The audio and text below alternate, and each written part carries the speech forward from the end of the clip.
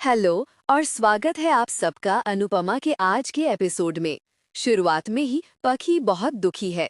वो अपनी बेटी ईशानी के ब्लैकमेलर को पैसे देकर मामला खत्म करना चाहती है, लेकिन अनुपमा उसे रोक लेती है। अनुपमा कहती है कि ब्लैकमेलर्स को पे करना गलत है, हमें वरुण को हमेशा के लिए एक्सपोज करना होगा। अनुपमा, बा और बाबूजी ईशानी को हिम्मत देते हैं और उसे सच बोलने को कहते हैं। तभी ईशानी एक बहुत बड़ा राज खोलती है।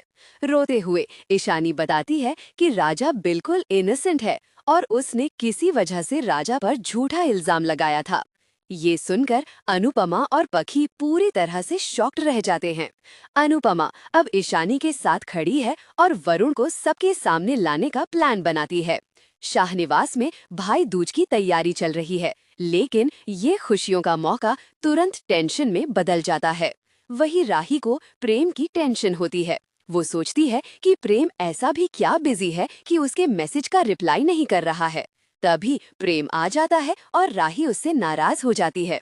लेकिन प्रेम अपनी राही को मना ही लेता है और राही उससे पूछती है कि आखिर प्रेम उससे क्या छुपा रहा है, और प्रेम कहता है कि वो उससे क्या छुपा सकता है।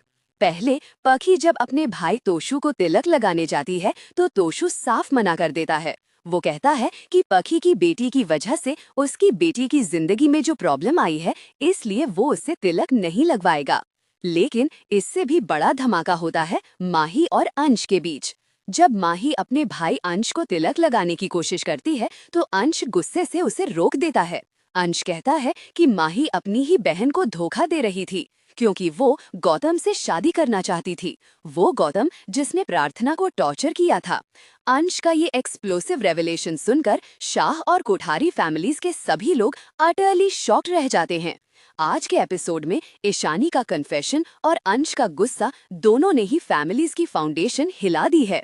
देखते हैं आगे अनुपमा इन मुश्किलों का सामना कैसे करेगी।